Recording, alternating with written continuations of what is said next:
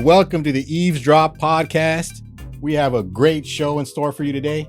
You guys, I hope you guys are ready to laugh because we got a comedian on the show today. So let me do the introductions. You guys will meet him right away, and then we'll get going on this interview. Mr. Todd, how you doing, sir? I'm beautiful, man. I'm just ready to rock and roll. Mr. Marshall, Doing good. Yeah, How you doing, man? I'm doing good. I'm Right doing on. good. All right. Hey, so you ready to laugh today? Oh yeah, I'm always ready to laugh. man. We've already been having some good laughs already, huh? I love it, man. man. Well, hey, audience, we're going to introduce to you a gentleman by the name of Quisto, aka Q, up and coming gay comedian out of Upland, business entrepreneur, house rental market. So, Mr. Q, welcome to the show. Appreciate that. Welcome to the show. We in the man, building. welcome. I appreciate Yeah, y'all. building. Appreciate You in the y'all. building, bro. We in here. We had We're here. number All right. laugh. Yes, sir. Hey, my brother, talk to me about comedy. So, you got into comedy, huh? Yes, love it. Love it to the fullest. It's therapeutic. How long you been doing that? 39 years. Really? And I'm 39. 39 years. I was like, 39 years. okay. I ain't gonna lie to you. 39 with 39. In the last 5 years, You nah, came out the 39 womb years. with Came it, out huh? the womb telling Yeah. jokes, Yes. talking shit. Came out the womb. All right. Real estate. Share a little bit about that.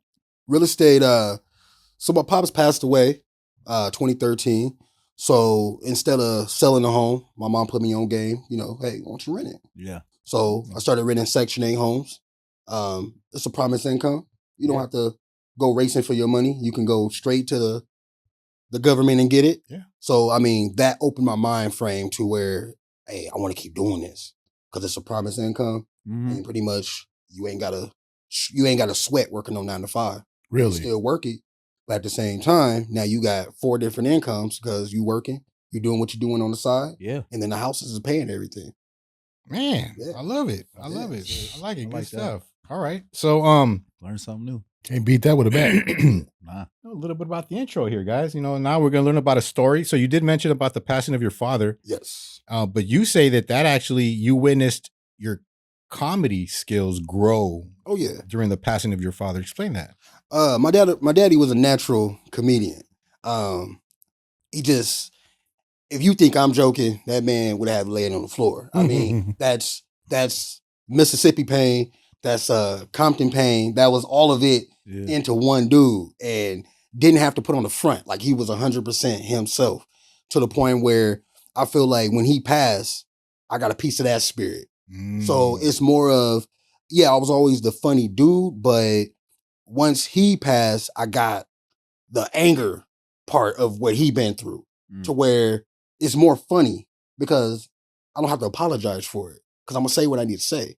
When you watch somebody leave this planet, hey, we ain't on promised time. Yeah. So, you know, say what you got to say. Yeah. And if you're authentic yourself, why are you apologizing? So that's how I always felt. Be you, 100%. Beautiful. Be unapologetic, right? Yeah. There you go. And that actually leads right into that next question, because you said that you overcame stage fright as one of the defining stories of your, defining moments of your life. Overcoming stage fright. That's one of the, in stats, that's one of the most number one fears, human Oh, fears, yeah. isn't it? Yeah. Get a 9 to 5 with customer service. You'll have no more stage fright. Yeah. I mean, if you're dealing with customers coming in and out with an attitude, hey, you're going to have to deal with them. So to me, people can laugh at, oh, you work at this place or that's the 9 to 5. Nah, I used it. I use it up. That's the best. That's the best thing ever. Because now you're getting paid to answer their phone. You're getting paid to talk to those customers. I can't sit there and go, oh no, you got to help them. Nah, I'm going to do my thing. So that gradually got me to where, hey, I'm going to clock in. I'm going to do what I got to do. So doing what I have to do at that time, you learn to give a little bit of joking to them. Give a little bit of joking.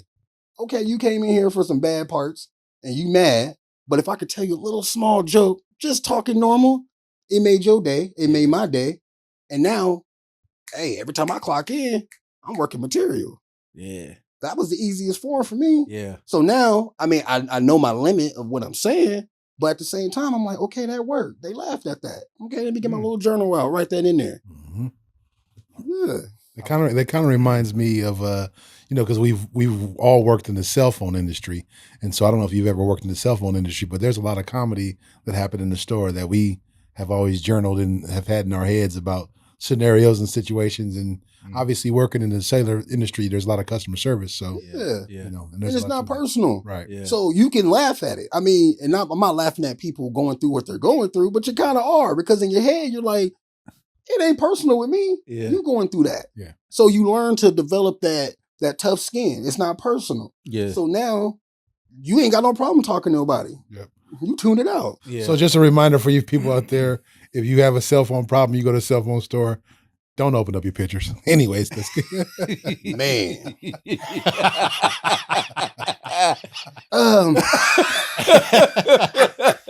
It's this part. Okay, what's above that? Because that look like some balls. Yeah. No, you got a transmission problem. When did you make the decision that you wanted to make money telling jokes?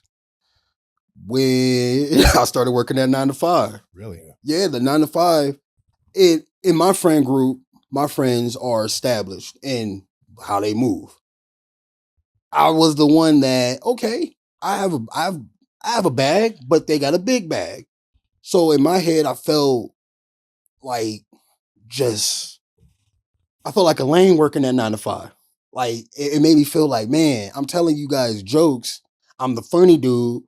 Why can't I make bread off this? Yeah. I mean, I can't be the funny man working at a 9 to 5 all day. It gets played out in a certain way. yeah, they ready to fire your ass. Like, hey, dude, he's Yeah. just wearing his out, dude. Yeah. He's always at our desk Yeah. pushing these jokes, Johnny. Yeah. Get him out of here. Yeah. So I just felt like I'm over here roasting the dude with one leg coming in. Yeah. I might as well get paid for it. Yeah. Yeah, That makes I hear you. sense. All right, guys. We got an opportunity to meet Q. Now we're gonna meet him a little more as we get started with this round robin. So we got some questions. Okay. We're gonna just start firing off, hitting you with a whole bunch of questions. Take your time. Or some of these questions are gonna be centered around being gay in comedy. Okay. A message about just being yourself. Oh yeah, 100%. And then a message about the work side of comedy, and then what meditation's done for you. Okay. All right, audience, strap in your seatbelts and start eavesdropping. He said We're about to so. get going. Here it goes. Why do you think there's still a phobia or a discomfort around being openly gay in comedy? It all starts at home. I mean, to me, it's the phobia of religion. To me, that's me personally. I feel like you get pushed on religion from a young age, so you're going by the book. Versus nobody in this room know that I'm gay. We gonna joke normally. We joking. We having a good time. But people have that phobia of, oh, you're looking at me a certain way. The way, man, at the same, no, for real. Like, 99% of the people that I pass all day, I ain't looking at you like that, bro. I pay no attention. I pay no attention. You got dirty fingernails. You smell. Like, I'm a big dude and I'm cocky. So I'm a big dude. I wash my ass. Yeah. People don't wash their ass. So to me, no, for real. People, so I'm not paying attention to you. There's that 1% that you know I'm on your bumper. The other 99%, I don't pay no attention to you. I'm just trying to get a free drink, just like everybody else. I'm trying to get some chicken strips, just like everybody else. Get up out of there. And get them out of here. So there's that phobia of, oh, you looking at me, man. Not paying attention. You know, brother. You can. know. All three of y'all go to the gay club right now. Ain't nobody paying attention to y'all. No offense. No offense. People gonna excuse me. Let me get. I'm trying to get over the game. I'm trying to get a martini. Say they not qualified. Standing in the way, sir. Standing in the way. Trying to get a martini. If you can't take your shirt off right now and go to the club, don't go in there. I wear 3 shirts. I'm wearing 3 shirts. All right. He said white beater, Oh, t-shirt, shit. and the shirt. Man, That was a Wow. good answer, though. Man. I guess there ain't no phobias. Yeah. He living his life. Man. So my question would be, have you ever felt pressure to hide or downplay parts of yourself just to make, a room laugh, like just to make the audience laugh, or you have to downplay anything? Yeah, 100%. Like you gotta downplay at times, but then I felt like nah, because it's not funny then. Yeah. Because you're hiding that of you, Yeah. so you're not 100% moving. Not There's authentically you. Nah, there's people in the crowd that going through the same thing that you going through. They want to hear that. Yeah. I don't want to go to a show and you're hiding 100% of who you are. Mhm. Hey, put it out in the room. These people came to see you. So Absolutely. why you moving like that? Move like you. That's how I always felt. Yeah. Absolutely. Agreed. Yeah. Do you think audience are evolving when it comes to LGBTQ comedians, or is the industry still behind the times? Industry's gay. So I feel like no. I feel okay, it has evolved to where you can be yourself. You can do your thing. Yeah. But people going to laugh. Yeah. So to me, I don't feel like it's personal. Yeah. You're gonna get your crowd based off the fact of what you're talking about. Yeah. So people are they're gonna go see you or they're not. Right. Eventually they're gonna crack if you're funny Yeah. enough. They're gonna crack, they're gonna come and see Regardless of what you. you Regardless are. of Yeah. that's your personal stuff. People Yeah. come there, hey, Got you. That's what's up. So would you, if you had a preference, would you prefer that this conversation not even bring up the word gay because it's more about just being comedy and being yourself? no, bring it up. Bring it on. All right. Bring it up. Because I feel like there's somebody out there that is struggling with that side. Mm. They should hear that. Okay. Because it can make them feel more like, hey, comfortable doing them.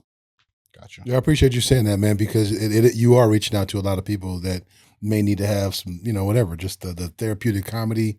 People need to know, be aware. There's a lot of things that you Self-doubt. Yep. Oh yeah. Yeah. People are fighting out there. Yeah. Not even just in the gay community, and just men in general. In life, yeah. In life. Yeah. Nobody's ever checking on you. Like, Yeah. let's talk about it. Absolutely. What would you say is your comedy personality? It's more of what I've been through as far as my family, how I was raised. I don't tend to go on like the topics of what's going on mainstream wise. I want to talk about me Yeah. because I feel like that's something that I feel comfortable sharing. I know what I'm talking about. Us having a political conversation or even joking about it, I don't know much about that. And I'm not saying like I'm naive and I don't know what's going on. It's just more of that's not something that I worry about every day. I'm worrying about me. Okay. And that was a setup question. So what would you say your comedy personality is? You said it's you. So is there a line between being yourself and playing a role? No, Mm. not at all. This is what you It's the get. same individual. It's the same individual. Right on. Man, Standing on business. that's what I'm saying. Standing on business. So has there ever been a moment where you just said, fuck it, and went unfiltered? And how did it go? Like at a show? 100% unfiltered. It went left, Damn. but Really? it went left in a good way of, hey, I can do this. Yeah. I can do this 100%. If I can go left and you're still laughing and Yeah. know you're going to feel uncomfortable regardless, you're going to a comedy show. Yeah. People are more uncomfortable because if they're going to get roasted. Oh, don't sit in the front. Yeah, don't sit in the front. Oh, don't sit in the But front. half of that is not the reason why I do the stand up. I ain't worried about you sitting in the front. I'm here for me. Yeah. I'm talking about me. Yeah. Yeah. I mean, hey, Talking about my life. yeah, Yeah. yeah. That's what's up. What would you say to your younger comics who are afraid of being authentic because of how it might affect their career? Be you, 100%. Be you. Talk about what you know. Get comfortable in your skin, 100%. I feel like everybody is trying to get topics based off of what's current. Nah, Yeah. talk about you. Talk Yeah. about what you're going through. Don't talk Because about the clicks. Don't talk about the media clicks. Talk about Yeah, you. talk about what's going on with you. And if it falls into that lane, okay, that's cool. Yeah. Just keep doing you because that's what's funny. Yeah. Because you know that topic. You know you. Yeah. You can't tell me about me. I can't tell you about you. Facts. But if I'm getting up there telling jokes about myself and you just happen to relate, it's beautiful.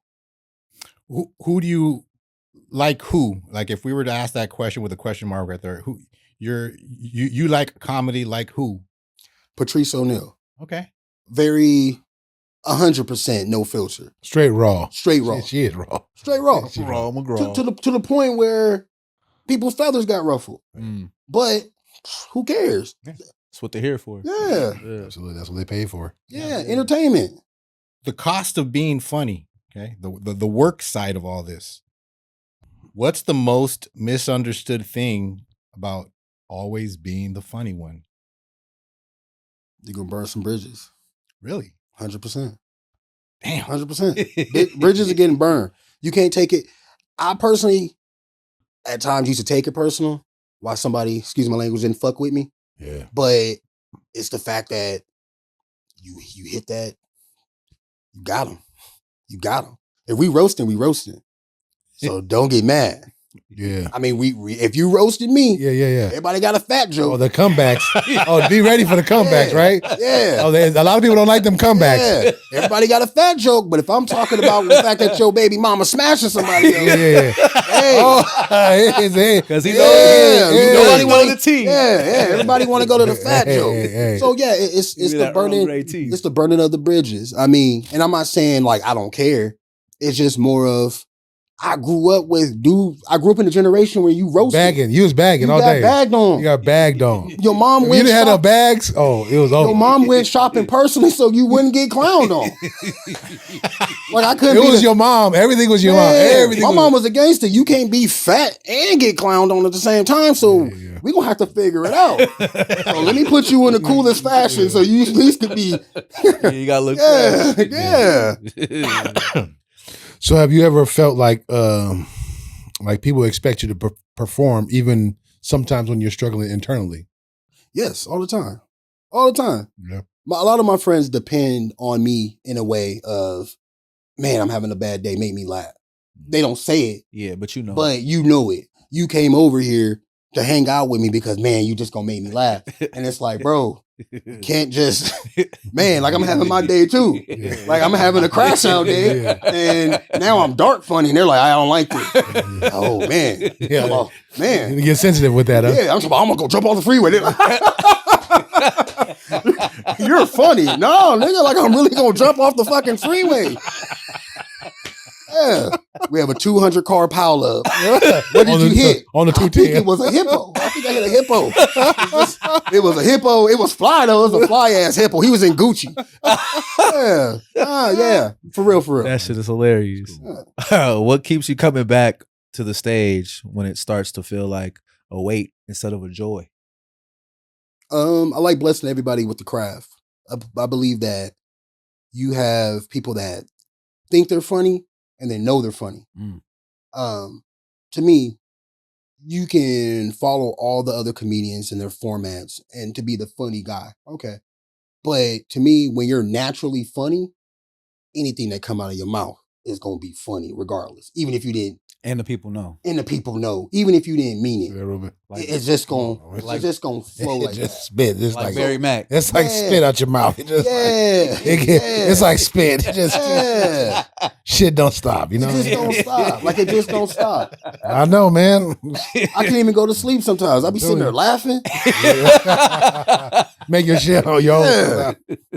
I ain't got no neck.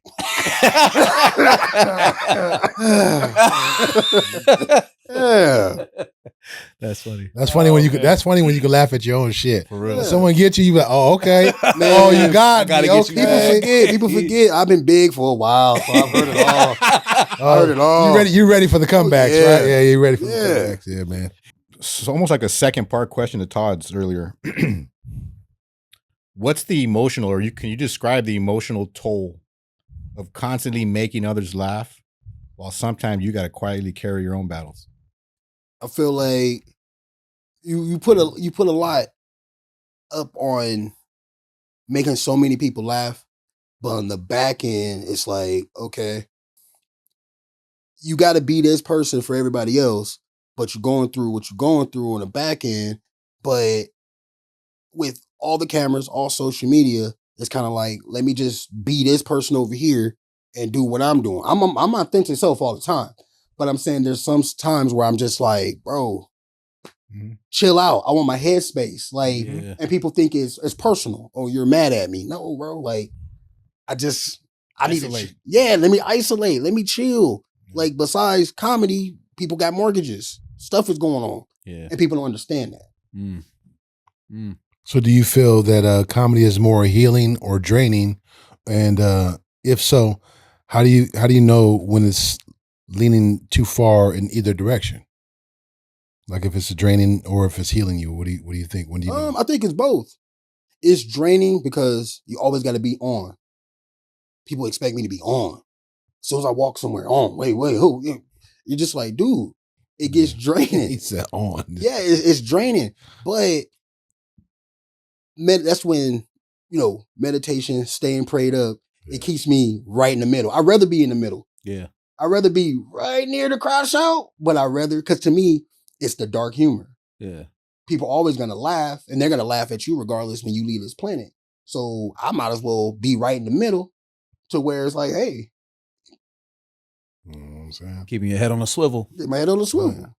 How do you handle when the crowd wants laughs, but you're just not mentally or emotionally there?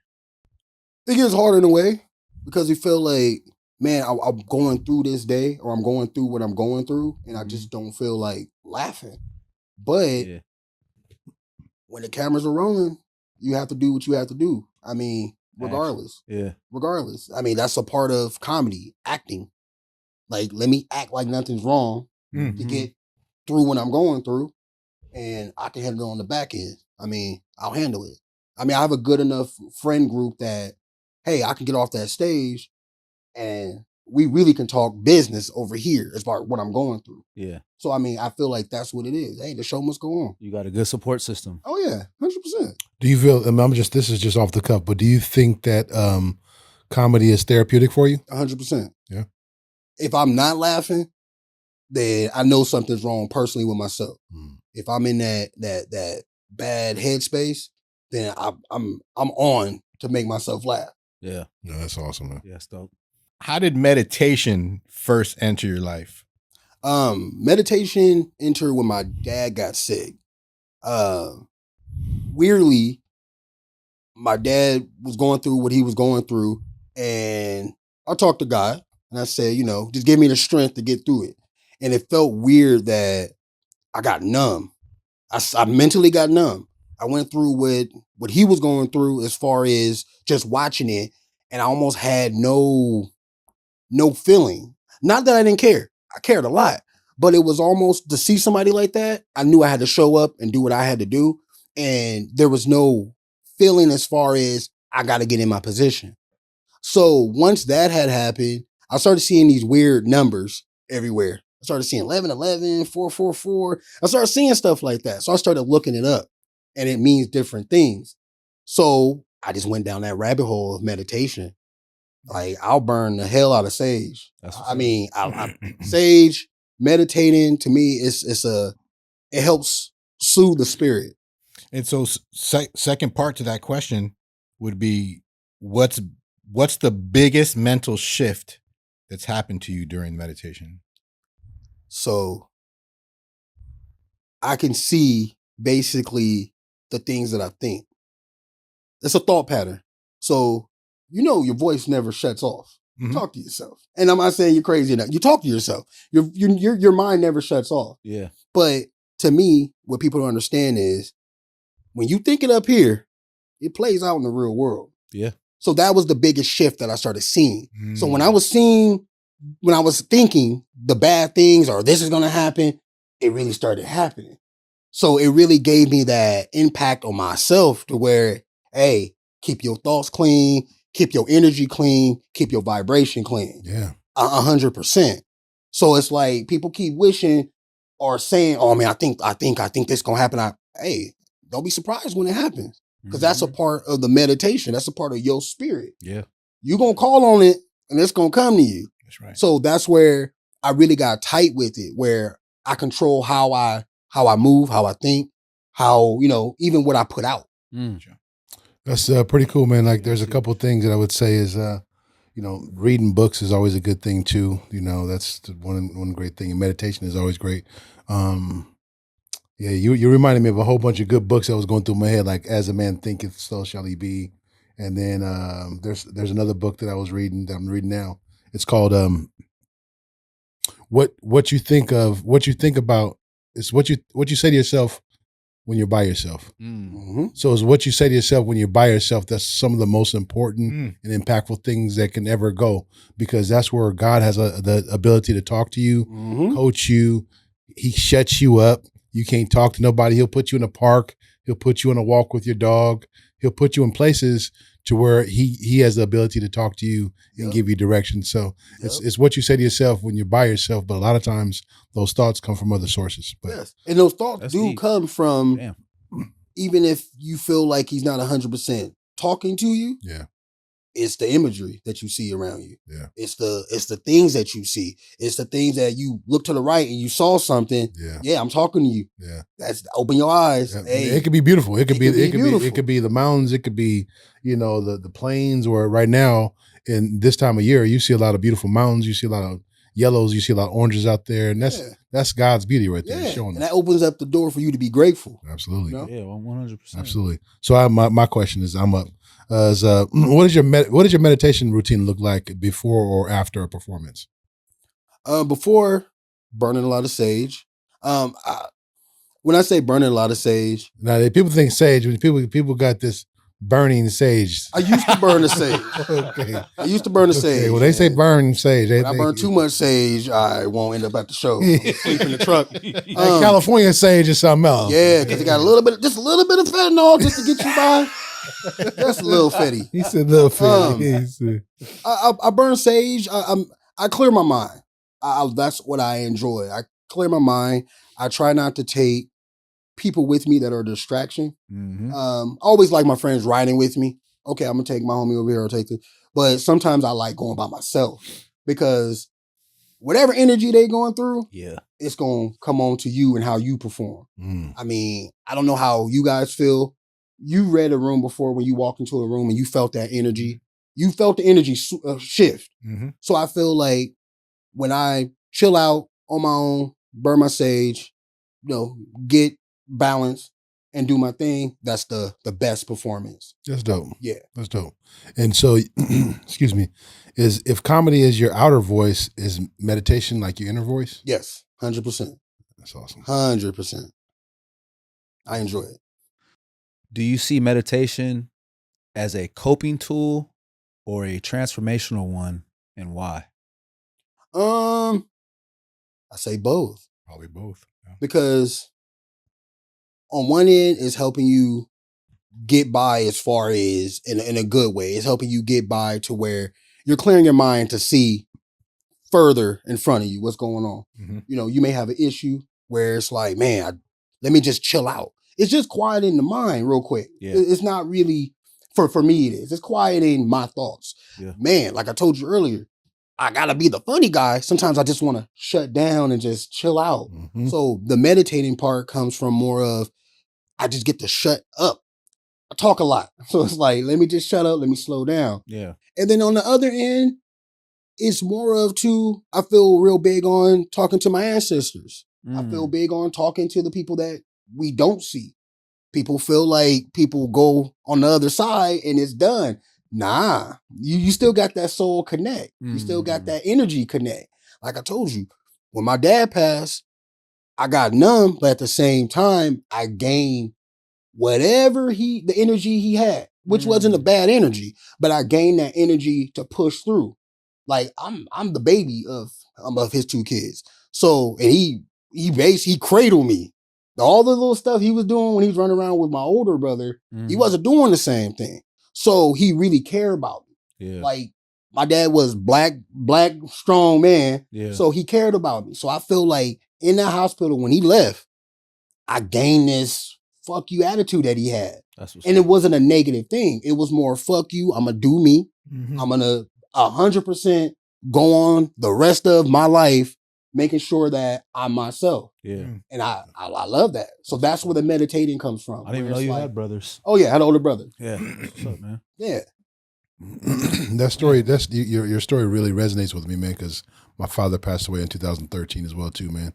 And I feel the same way, you know, where there's a lot that transfers. And I don't know if you guys have ever lost parents. I know he hasn't lost his parents yet. I lost my parent. I lost my dad in 2019.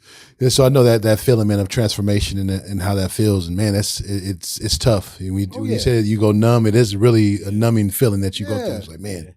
Yeah. And so I went through back to back, where it was my brother 2007, my father 2013, and then my mom in 2019. Yeah, man. And I found my mom dead. I mean, we talked about this, but man, you know, it's a lot of strength, man. Oh yeah, I appreciate the fact that I went through that. Yeah. Like, and I'm not saying like I wouldn't wish my dad back here, but I feel like I wouldn't be the man that I am today if he didn't go through what he went through at that time. I feel like people forget that these stars do get aligned, and that chapter closed for him. It didn't close for you, but you could continue that book. And people don't think like that. People think, oh, they want to be selfish. I want them back. Nah. And that's where the meditating came from. I got more grateful with life. Yeah. But also got grateful with noticing that you can't hold these grudges, these beefs that people try to, this problem. I got a problem with, man. Yeah. That's small shit. Yeah, we on borrowed time. Yeah, we on borrowed time. So you got to enjoy that. Me and my dad had a small little fallout a couple of days before he got sick. And if I would have kept that same energy, damn, I wouldn't have enjoyed, and I'm not saying enjoyed in a negative way. I never would have got to elevate like I feel like I have. Yeah.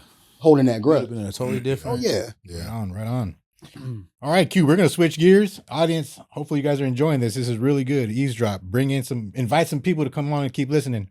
We're about to switch it up, get into some controversy, some philosophy. Let's get into the controversy. So in the controversy, there's a misconception that you'd like to clear up regarding the idea that you always have to be funny. You don't think you always have to be funny. You can have O's. Yeah, I don't feel like I always have to be funny. If I feel like being mean, I want to be mean. But I personally feel like it gets draining. Like I always have to be the funny guy. And if I say some real shit time after time, then now you get your feathers ruffled. Mm-hmm. So it's like, because then they think you really mean it. You really meant that. Yeah. You keep saying it every week. Yeah, exactly. Damn, I'm sorry you got that fucked up toenail. Ain't my fault. My dude, get that file that down. Yeah. Sometimes I feel like it gets annoying, but off the topic, a dude from junior high school went on Facebook and he messaged me and he said, "Hey man, you remember me?" And I was like, yeah. He said, "You used to make fun of me." And I remember I told my uncle was like, "That nigga was gonna kill your ass." And it threw me off and it really put me like in this weird energy because I felt like, damn, I was in junior high school 20 years ago and you still thinking about when I made fun of you? Dog, bagging is something else, man. When you bag on somebody hard, if you was good at bagging, believe me, they know, they remember. They come back and you like, "Hey, you used to talk shit about me all the time." But hey, dude, I'm sorry, man. Then wash the collar of your shirt. He had all that dirt in the collar. Wash the collar of the shirt then. Shit. Yeah, crusty. Yeah. So, but you felt, is that something that's internal, or you've gotten feedback where you feel that you don't know, you have off days, you feel? Is that something internal, or is that something you other people share that same sentiment? It's both. Like, people will sit there and go, "Man, like, you don't have to be," you're like, all right. But then internally, I feel like sometimes I just want to cut my brain off. Like, I just want to chill. I just want to chill. Mm-hmm. I just want to have a normal conversation that you really think, if I'm really telling you, "Hey, bro, I'm going through this," it's not a joke. It's me being honest. This is what I'm going through. Yeah, chill. Period. That's it. But they're so used to comedy. Yeah. They're not used to you being real. Yeah. They don't know the balance. Yeah. They don't know. They be like, "Oh, bro, hey, yeah." They don't know that. Like, yeah, man, I really want to get my way up to gear. That's a good joke. Nah, I'm serious, bro. Like, damn. You should use that. Yeah. Like, look, I'm trying to stay up. This is not a skit, motherfucker. This is the real deal. So, the show loves getting into conspiracies. So we got to ask that question. Do you believe in any conspiracies? Yes, I do. Hell yeah. Which ones? Yeah, which ones? I'm looking at the camera because y'all maybe set me up for the Illuminati thing. On my way home, the truck just rolled off the side of the cliff. Man, Brakes stop working. I do, man. That's crazy. All right now. No, we got security down there. Don't worry about that. Man, you good. Okay. I seen that security guard. That's the security guard. You ain't that man on the what? Got the little Roger and Zap voice box. I believe shit. in lizard people. Okay. He said White people are lizard people. That's why they. Are the reptilians? Yeah. I believe in all that shit. They underground right now. Man, getting it cracking. Getting it cracking. Man, getting it cracking. All right, so wait. if that's one that intrigues you, share some facts. Share some bullet points. Justin Bieber wilding out. Yeah. That's the bullet point right there. No, white people like mayonnaise. And that's what I came up. I said, anybody? No, white people like no. I have white friends. I have a lot of white friends. And they always try to, he just tried, man. That's what the lizard people will tell you. That's the lizard people trying to get me. Ain't nobody eating that much damn mayonnaise. Both sides of the bread. Extra. Yeah, let me get a sandwich with mayonnaise. Can I get a cup of mayonnaise? What the fuck? All right. Let's switch gears. How did you get kicked off of Southwest and banned for 10 years? Because I started crying on the plane because I thought the plane was going to crash. Oh, that's why I said I don't smoke sage. Oh, the sage. Yeah. Yes. No, I watched Final Destination a little bit too much. And when I got my big ass on the 10 plane. years. Yes, I got my big ass on the plane and the seatbelt buckle didn't buckle. I was like, this plane gonna crash. This is part of Final Destination. You sound like that lady that was talking about that weird guy on the plane. Yeah. I did like this and it went, wait a minute. Motherfucker gonna crash. No. I said it out loud and I said, I think the plane's gonna crash. And my cousin, being how she is, extra, she was like, let's just pray. And when she started praying, the nigga started crying. That stewardess said, get your big ass off the plane. And they kicked me out the plane. Real shit. Yeah. And I got an ass whooping. Yeah, mom was mad. She was like, if you don't get... You wasted your money. Yeah. So now I'm on a no-fly zone for no fly list. You still got some probation time to go? I think I'm up now. That was like 10 years ago. All right, you good now. Yeah, I'm good. Southwest, holler at us. Yeah. Give me 2 seats. Holler at us. Wait a second. Exit row. Was that a one-time thing, or you got a thing with flying? I hate flying. Okay, I like flying, and then once I saw Final Destination, I ain't flying. I'll drive everywhere. Fun fact: I would drive. Flying safer than driving. Not in my car. I'll lean the seat back and play some Marvin Gaye. We rolling. And not over the Hudson, okay? Oh shit! All right, switching gears. Some philosophy. So elaborate on the wisdom that you share regarding the belief that life gets better. Life gets better, 100%. This is all temporary, man. Like what you're going through is temporary. I've had a lot of friends commit suicide, and being that I'm still going, in my heart, I felt like if you were still in the game, it got better. Yeah, we got older. Those situations, it's all a lesson behind everything that you go through. Mm-hmm. People feel like, to me, I feel like no female, no male in the world should make you crash out and leave this planet based off they not liking you at this point. They don't like facts. Big facts. Yeah, then you move on. Because there's going to be a real one that's going to come. It's all a lesson. Yeah. You can't get with the first thing you see and try to cuff it based off of, this is, go through the motion. Blessings and lessons. Yeah, blessing and lessons. Mm-hmm. Right on. All right. We also asked you about any questions you think people should be asking more about in life, work, or relationships. So share your take on the statements you made about what you can do for yourself to make life better. Life isn't all about money. Experience life. Take chances. 100%. You gotta take chances. There's no L. There's no L if you're taking that chance regardless. Taking the chance.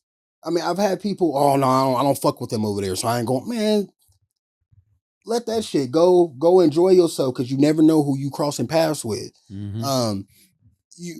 You to me, you just had that chance all the time. Somebody invites you somewhere, you go. Even if people get so bent out of shape over Instagram, they learn all this shit on Instagram. This is the ghost of person you need to, man, stop listening to all that shit. Everybody has a platform based off of Instagram and they feel like they have these doctor degrees and bro, just live life, enjoy this shit. Everybody's baby Gary V's out there. Yeah, everybody's sitting there and telling you to get your man back. You gotta, man, Yeah, stop. chill Like, out. stop. Yeah. Everybody just live. And they manless. Yeah, manless. 4 kids. Fucked up pinky toe, like I said earlier. Like, bitch, yeah, you just gotta, man, this shit get better, bro. The older I got, I'm 39 years old. At 18, I'm a total different person. Mhm. Like, You a shit show. yeah. At 18, I didn't have the voice that I got now. Yeah. Just spiritually, mentally, physically. Like, I move a certain way. Yeah. Yeah. Life isn't all about money. It ain't all about money. Because look, my dad left money. He couldn't take it with him. Only thing I could do was spend that money. I mean, really. That's facts. You can't take it with you. Because you wasn't going to take that money and then give it to your kids. You was like, oh, well, I got to move something with it. Oh, yeah. You got to do something with it. Yeah, that's right. Yeah, I went to the club. I put that nigga in the box. I went to the club. We doing table service tonight, right? Yeah. He's like, thanks, Pops. Thanks, Pops. Good looking out, Pop. Switching gears again. Have you ever seen a therapist? I am a therapist. That's deep. I am the therapist. I am the therapist, bro. Like, you are. I know everybody T. What analysis do you give yourself? I'm crazy. I'm crazy. Sometimes I just drive the truck in the long going. I look right in the tent. I'm crazy. I'm crazy. Like I'm that close to crashing out. Gotcha. Never mind. Never mind. I'm here. I'm staying here as long as I can. Oh man. All right, audience. I hope you guys are having a great time enjoying this. All right, switching gears. We're gonna go ahead and start this game that we want to introduce to the show. We have Q, willing participant. Mr. Marshall, another willing participant. The game is called You Don't Know Me. You don't know me. You don't know me, fool. You don't know me. You do not know me. All right. So I have a question, and we're going to try to know you through your answer. Okay. Q, what's one political belief you held 10 years ago that you've completely changed your mind about? That the president cares about us. He said it best. That the president, that anybody in charge cares about people in general. I used to feel like, oh, they got us. They got us. Whoever in office, they got us. No, they got us. They got us. They got us. Got him. Yeah. So they put those Obama phones. They got us. Got him. Oh, yeah. Mr. Marshall, what's a belief you held 10 years ago completely changed your mind about? You would like to I see hate those? taxes. I don't like paying taxes. I wish there was a way around not paying taxes. So I will never enjoy paying taxes. I didn't like paying taxes 10 years ago, and I still don't like paying taxes now. Second question. Mr. Q, if your favorite political leader switched parties tomorrow, would you still support them, or is it your loyalty to ideas, not individuals? No. Because I don't care. I don't care. I mean, no, in a good way. Paul, your favorite political leader switches parties tomorrow. You still supporting them? To be honest, I'm loyal to myself and where I'm headed. I'm not really big on politics. But you got that big giant Trump sticker on your truck. I mean, What do you, Q, what do you think is more dangerous? Misinformation or the refusal to admit when your side is wrong? Misinformation. That's what everybody runs off. Everybody think they know everything. And that's half of the issue. They keep us in the dark. So the misinformation gets spilled out.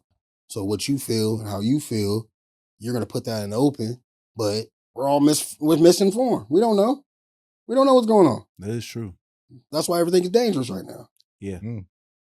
What you think, Paul? Which is more dangerous, misinformation or refusing to admit when the side is wrong? I think refusing to admit the side is wrong, because even when that person is wrong, they think they're right. So that's an issue.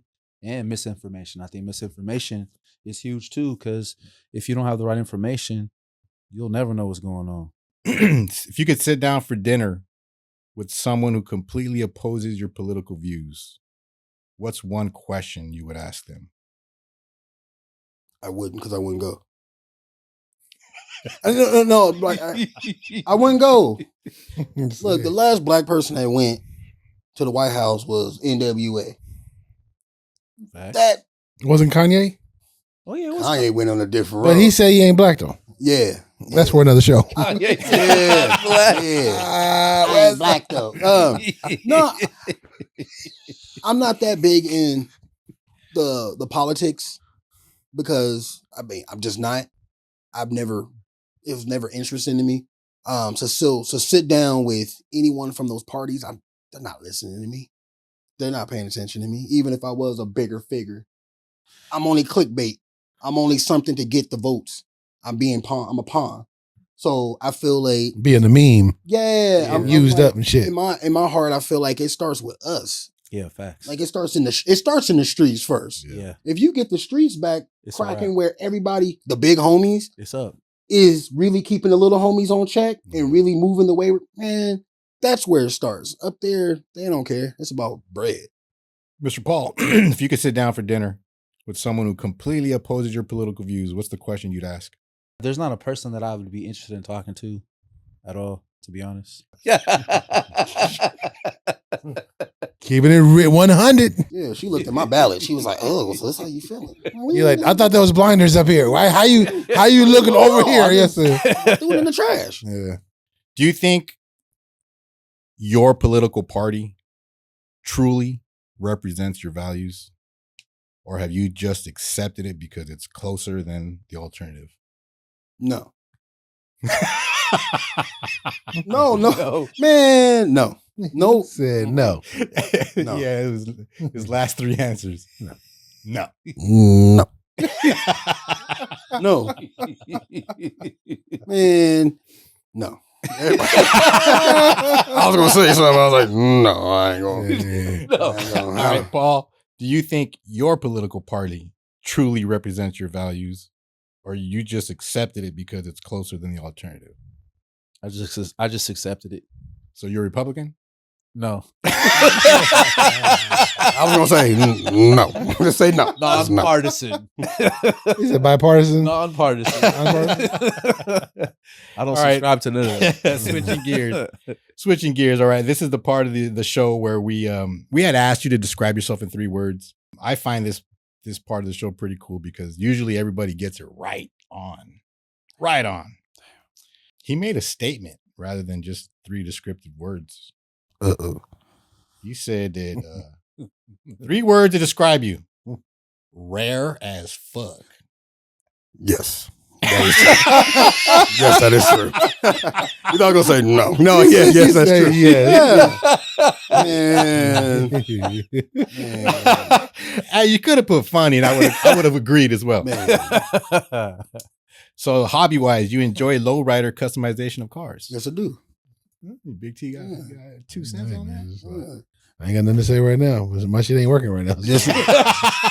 Just remember, I park my cars in the garage, sir. Oh yeah. Remember. Yeah. Yeah, no, I love lowriders.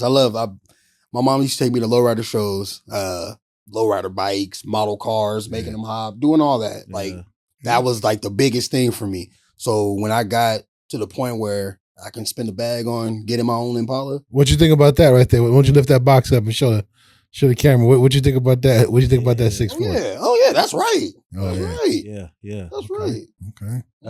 That's a Dre and Snoop's brand. Oh, okay. I get one of these when I leave. Hey, we'll talk about that off camera, okay?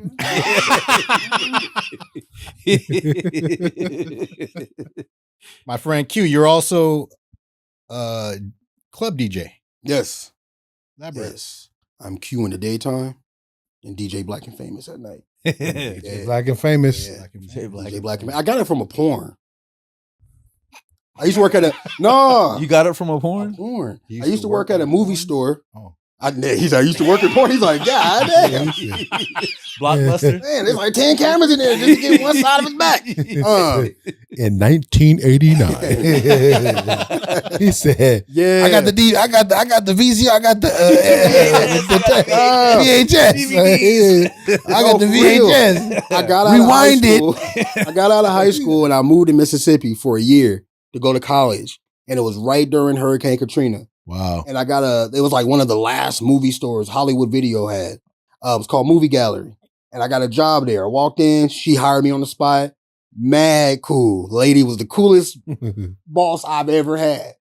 I would open and close the store, whatever. They had that back room. Remember, this is Mississippi. Bible Belt. Like that back room had to be locked because people were, oh my God, what's in there? So I had to go vacuum in there one day. So I'm vacuuming in there, there's open DVDs. You could tell people done busted all over the fucking thing and shit. So I'm vacuuming in there and I look on the wall and there's this chick with shit all over her face. You know what it was. She had it all over her Mayonnaise. face. Mayonnaise. That's her people. Here we go. Ah! Yeah. And it said Black and Famous. And I was like, yeah, that shit is Black dope. and Famous. Black and Famous. That's cool. And somebody asked me, hey, what's your DJ name? And I was like, DJ. Black and Famous. Yeah. Like, I had the DJ. I had a DJ. Yeah. I ain't got no shit on my face, but I can DJ. Yeah. I looked up. And are you the same guy? Yeah, like 200 pounds ago. That was me. He's like, I was in Sherman Oaks. Yeah. Oh man. All right. Switching gears again. So you have a favorite book, movie, podcast we ask about. You're currently obsessed with the 600-pound life. Yup. That's why I'm this big now. You said that's why. Look, Nah. nah. 600, bro. I ain't no damn 600. Damn. Well, you know what it is? He said, I see why he couldn't fly. It's because you're looking at them. You're like, damn, you got problems. He's like, I'm 330. You 600? Them bitches eat cereal milk. Like, that's the dopest shit. You can lay in the bed and eat 5 Mc chickens and McDoubles and cereal, and then you got somebody to take care of you too. That's the life. Bringing it to you and shit. Yeah. I said I want my fries hot. Yeah, they like, oh, okay. Well, get your ass up and go get it. I can't. I'm a berry. You know my situation, Jimmy. Yeah. Then that sad music come in. Yeah, exactly. And they always want to show their coochie. The piano. Why is this part all blurred out? Well, no, let us see it. Let us see it. I'll be at home. Let me see it. Let me see all them razor bumps. This bitch got razor bumps? Who the fuck she trimming for? Oh, yeah. There's always some 150 pound nigga falling behind a 650 pound woman. Oh shit! Yeah. So true. When I got out of prison, she was there for me. Where the fuck was she supposed to be? Her big ass was in there. He said 150 pounds man, behind every cell. As soon as I got out the joint, she was there for me. Yeah, she was there for the bed too. Bitch couldn't move. Oh my god! Oh man, pancakes on toothpicks and shit. Bitch, you better on chopstick. I normally don't eat like this. Oh wow!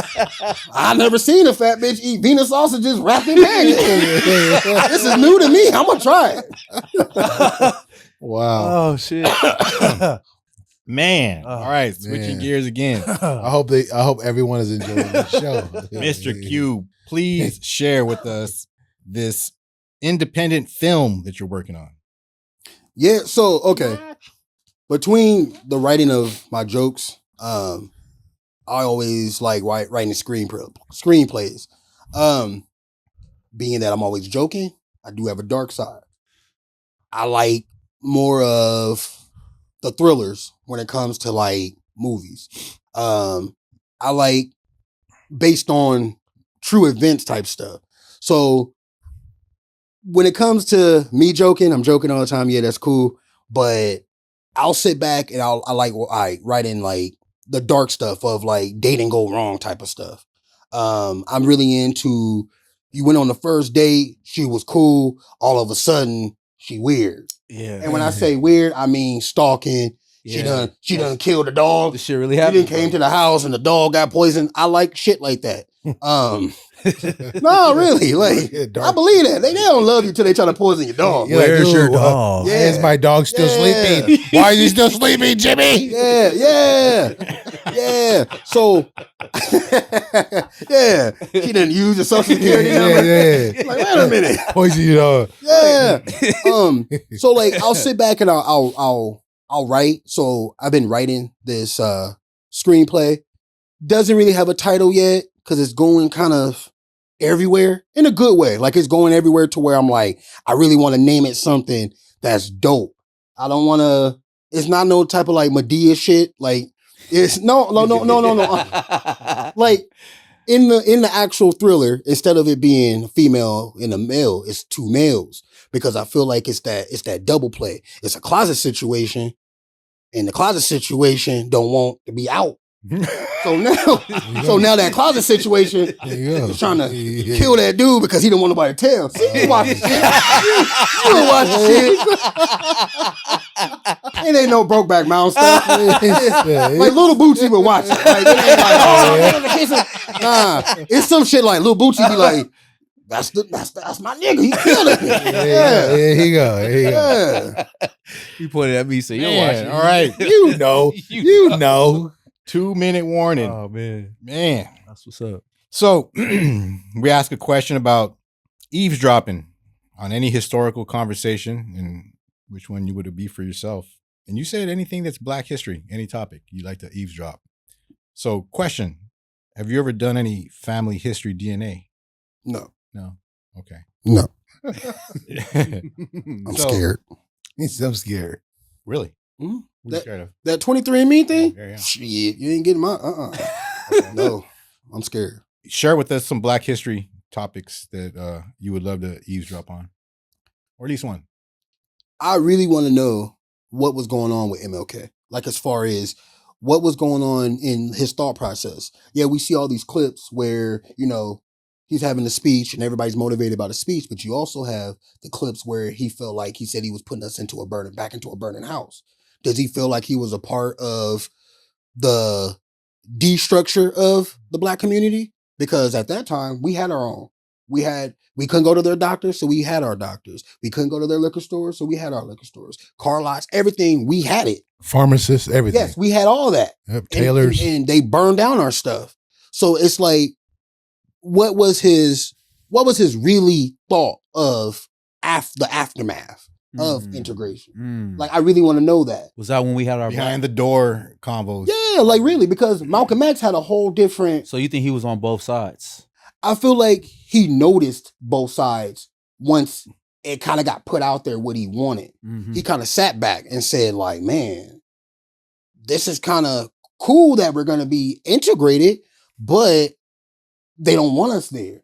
They don't want us to be a part of their stuff. When we have our own structure, it was more, we got us. That's when we had our own Black Wall Street, right? Yes. So with Black people on Black Wall Street was like, man, you need to shut his ass up, man. We got the shit cracking. I feel like that's where Malcolm was on the nah, we don't need that. Yeah. So I really would, like, on the serious, You not want to joking eavesdrop note, and be like, because, nah, don't do like, that. yes, like, I really want to know, and I want to know the real facts of what, no offense, people out there in America, was Jesse Jackson really like, get him out the way so I could be that figure? That's deep. So that's he was why, around. He was there. He was around. He wiped blood on So his... do you think he was planted? Like he was a plant? Could have been. Yeah, that's how I because always they felt. say So Sharp, yeah. Al Sharpton and Al Sharpton, yeah. working with the must be people. planted because they still. They've both been rumored to be tainted. I mean, because they're still available right now. Yeah, they're working with the people. So They're that's why, and like I said, on a serious note, that's what I would want to, because it's like,